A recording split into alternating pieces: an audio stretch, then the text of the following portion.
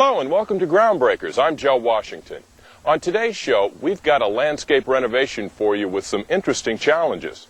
The home sits on a lot that slopes dramatically from one side to the other, so landscape options are limited. Let's meet the homeowners, Christy and Rich, to see what they have in mind for their backyard. We haven't really used the backyard or the front yard that much in the past. One of the things we wanted to do or want to do is to make our yard much more accessible and usable. Christy and Rich bought this 10-year-old home 6 years ago, and all that time they were resigned to using only the deck on the back of the house for entertaining and relaxation. If it weren't for the deck, the homeowners wouldn't have used their backyard at all. The thing we don't like about it the most is the fact that it has a lot of slope to it. Our whole neighborhood is built on a street that slopes extensively, and it seems that when it rains, it creates a problem from the standpoint of washing our lawn away.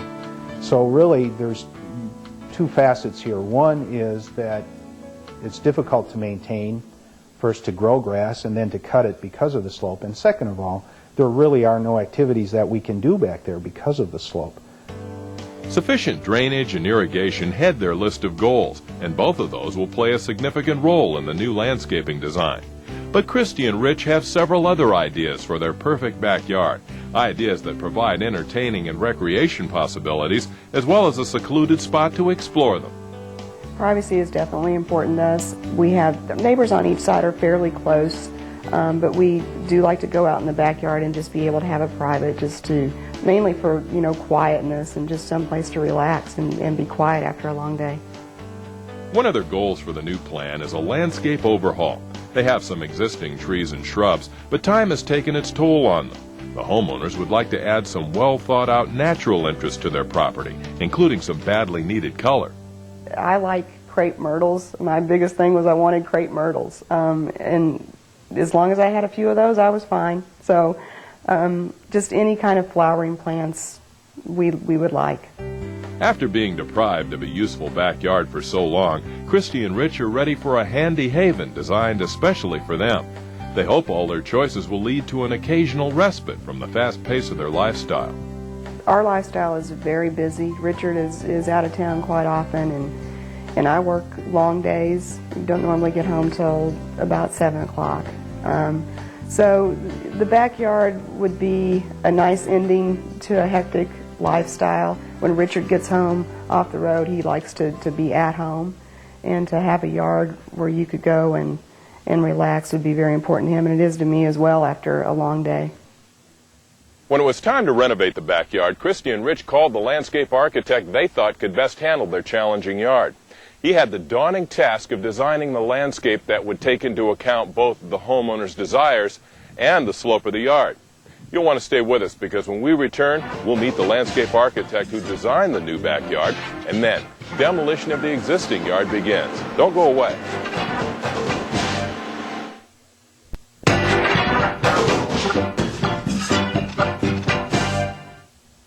Hello and welcome back to Groundbreakers. Today we're following the extensive renovation of this backyard. Our homeowners have big plans for their yard, which originally had a severe slope, a deck, and some very basic landscaping. Let's meet the architect Christy and Rich chose to create an area more suited to their lifestyle. Chris, what's your elevation change? We've got approximately 12 feet in elevation from the right to the left. Okay. I'm here with landscape architect Chris Rowden. And Chris, as we saw earlier, the homeowners really like their dwelling, but the yard leaves a lot to be desired. They want to add a family retreat with a swimming pool and lots of privacy. What do you have to work with here? Well, the site constraints on this project would be that they have a lot of slope coming from the back towards the house, as well as from one side across slope the backyard. Okay. Now, how are you going to accomplish all that with this plan? We're going to do a lot of grading, and we're going to build several retaining walls to try to level things up.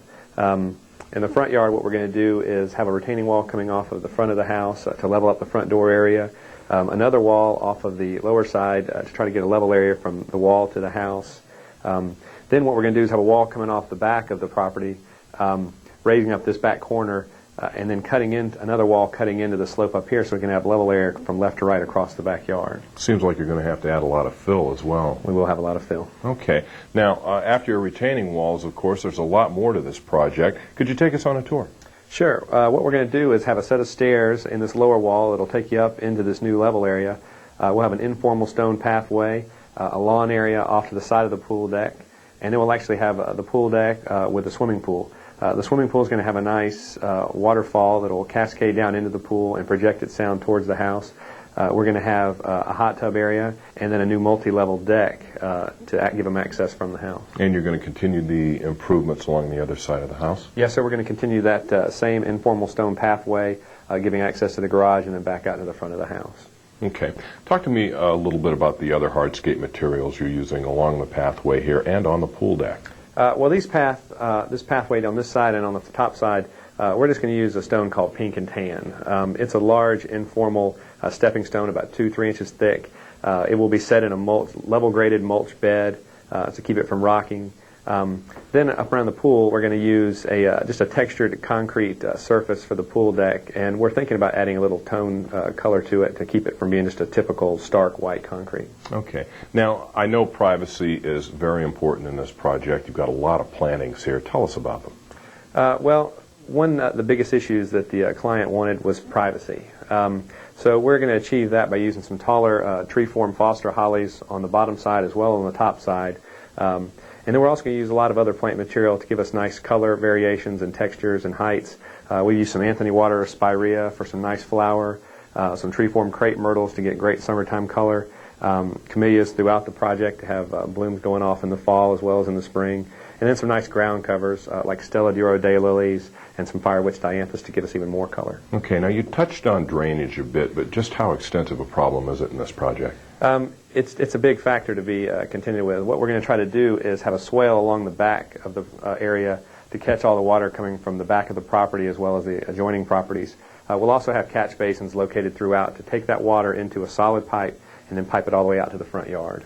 Okay, Chris, well, we look forward to talking to you later in the show, but for now, let's return to the backyard where demolition is underway.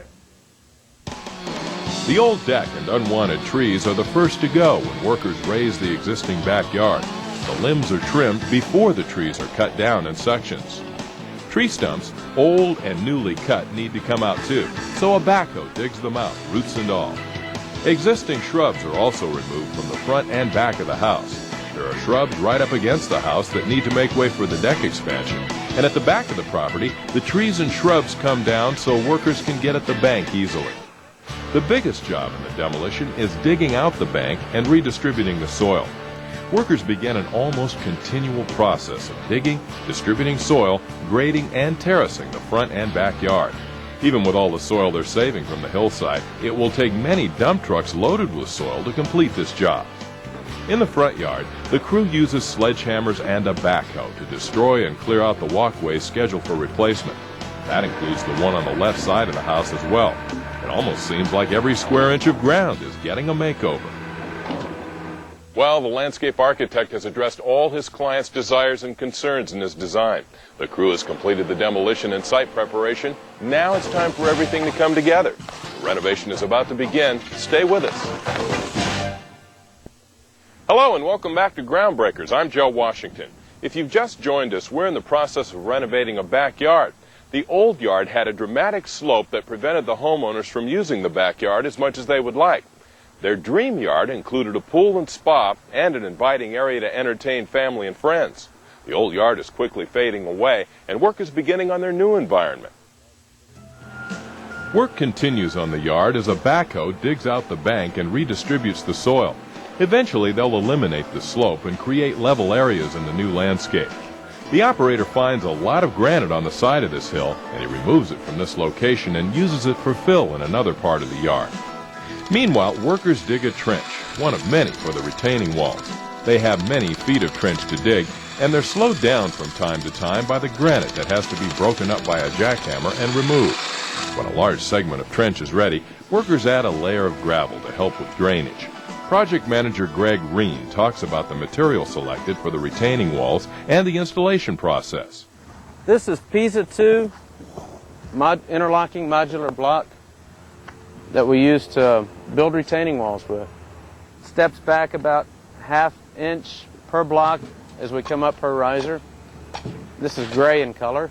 We'll be putting in perforated sock pipe at the base and using silt fabric behind the wall, then 57 stone on top of the pipe behind the fabric, and that will relieve any hydrostatic or water pressure behind the wall.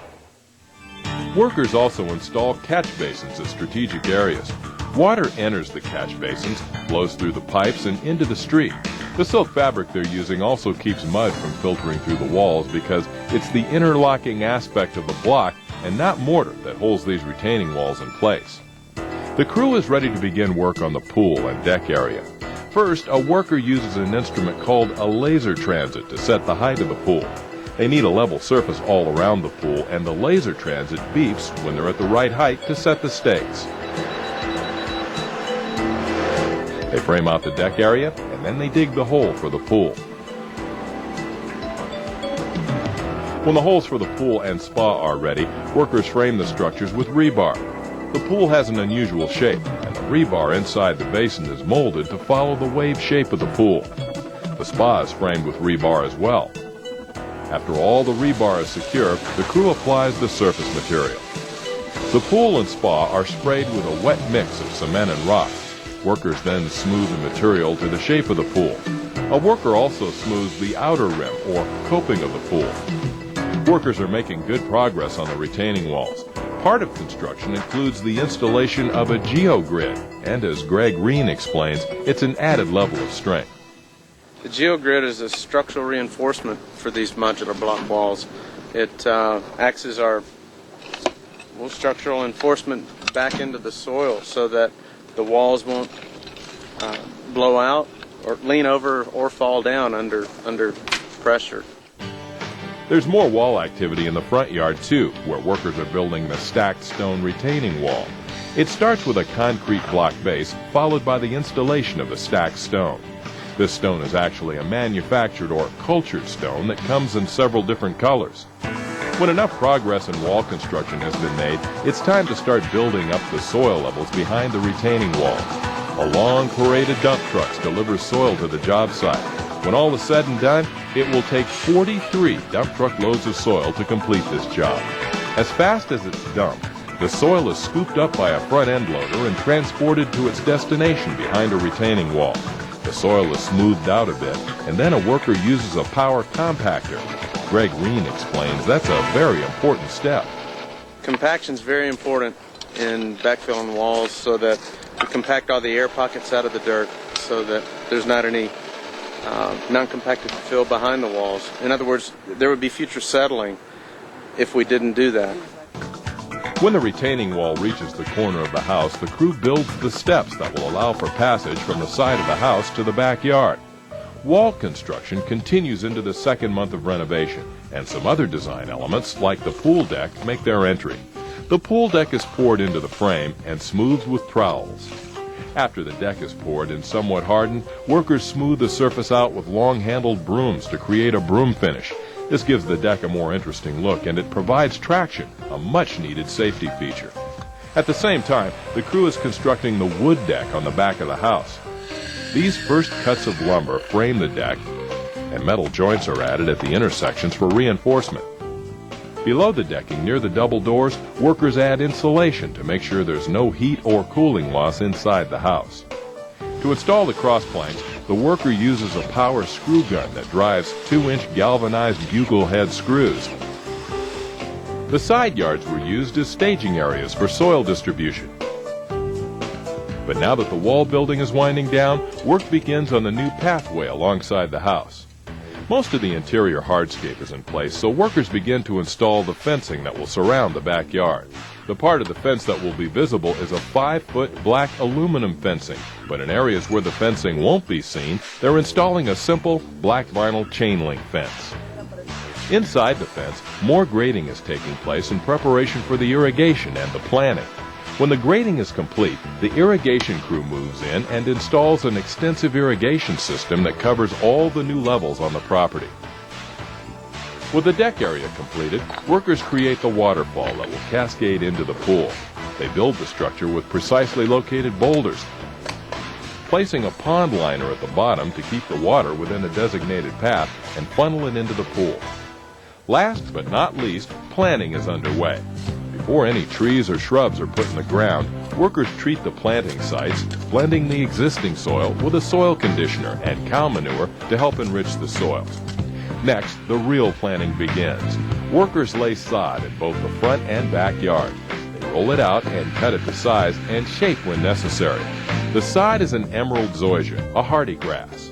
And finally, a selection of trees, shrubs, and flowers, some for privacy and some simply for beauty, are installed throughout the new landscape.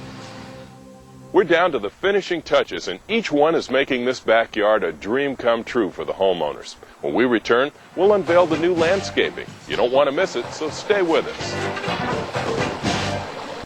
Hello, and welcome back to Groundbreakers. Remember the slope that once plagued this backyard? Well, as a magician would say, now you see it, now you don't. I'm here with Chris Rowden, landscape architect. Chris, it's great to see you again. You know, I almost feel like I have to go out in front and check the mailbox to make sure we're at the right house. This is quite a transformation. Before we show off the finished product, tell us about the issues you had to deal with when you first came in. Well, we had a lot of slopes to work with, slopes in the front yard and a big heavy cross slope in the backyard. And just really wanted to try to make the yard usable, and that involved building retaining walls and trying to make it some more flat areas. I don't want to tease our viewers anymore. This finished product is just incredible. You've done quite a job here. Take us on the 10-cent tour.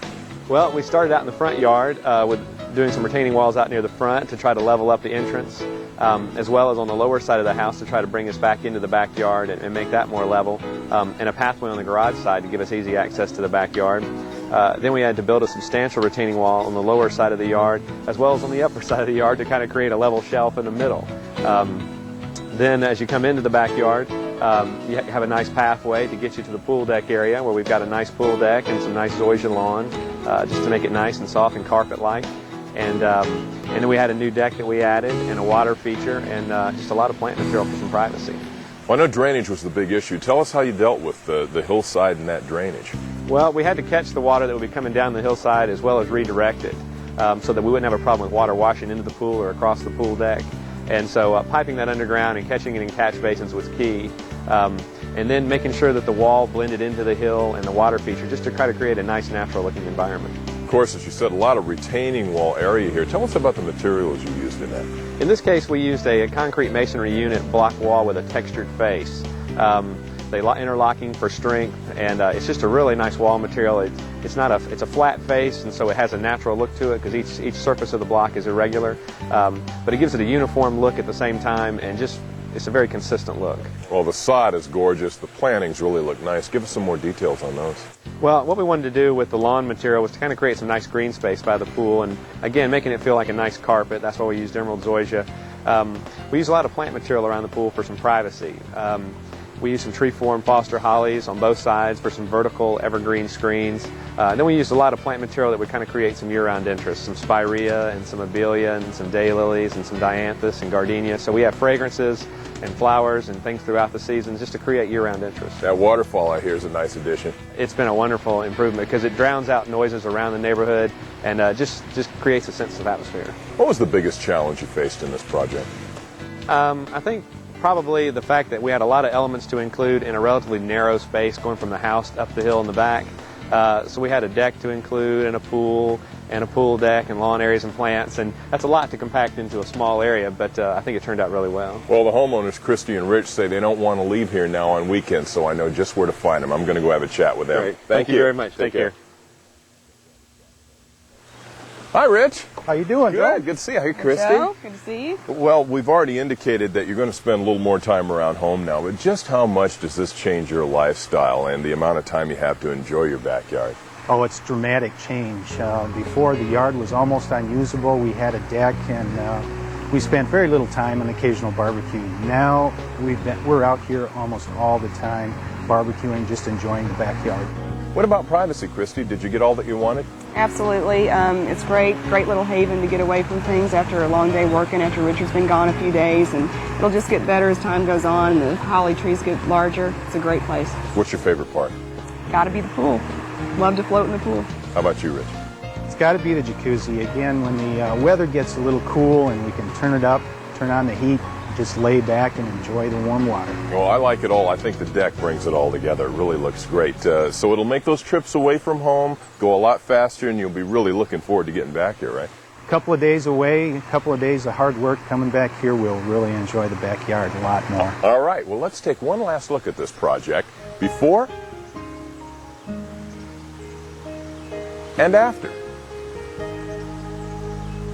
Well, Christy, Rich, thank you for making us a part of this. Thank you for having us. And thank you for joining us again on Groundbreakers. Join us again next time as we take part in another great backyard renovation. Goodbye.